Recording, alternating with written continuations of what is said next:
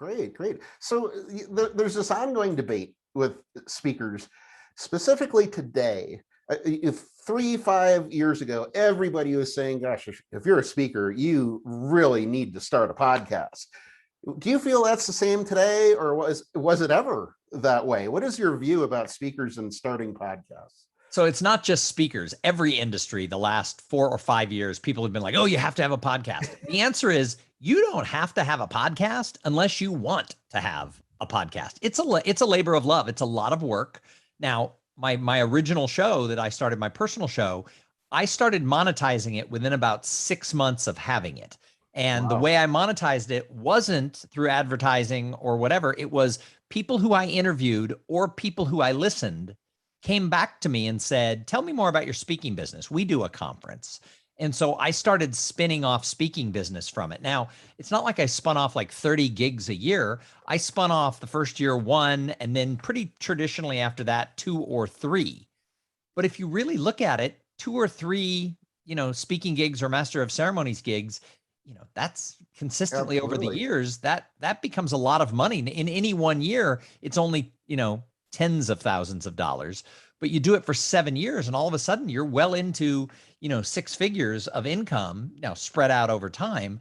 But so for me, it's been a big part of my business. Now I made a mistake, which wasn't a mistake at the time. If I was to start a podcast today, it would be hyper focused on the topic that I speak about. But I had no idea I was going to be doing this for 7 years. So I started interviewing entrepreneurs really as a way to have my own sort of like personal MBA program where I would get smart people to tell me what they did to grow their business. And so that's not the topic that I speak about, but it gave me access to a lot of really smart people. And the people who listened were people who wanted growth in their careers. And those types of people are ones who volunteer in their associations, and they'd be on the committee who selected speakers. And they'd be like, I listened to this podcast. I think this guy might be a good choice. So a podcast is a long tail game. If you don't go into it saying, I'm going to do it once a week or twice a week for 4 years, then don't start a podcast. The average podcast dies out between 7 and 12 episodes. They actually call it pod fade. I was at a podcasters conference recently, and they said that 2.3 million podcasts have been started and appear on the Apple Podcasts app. However, in the last month, only 360,000 had a new episode.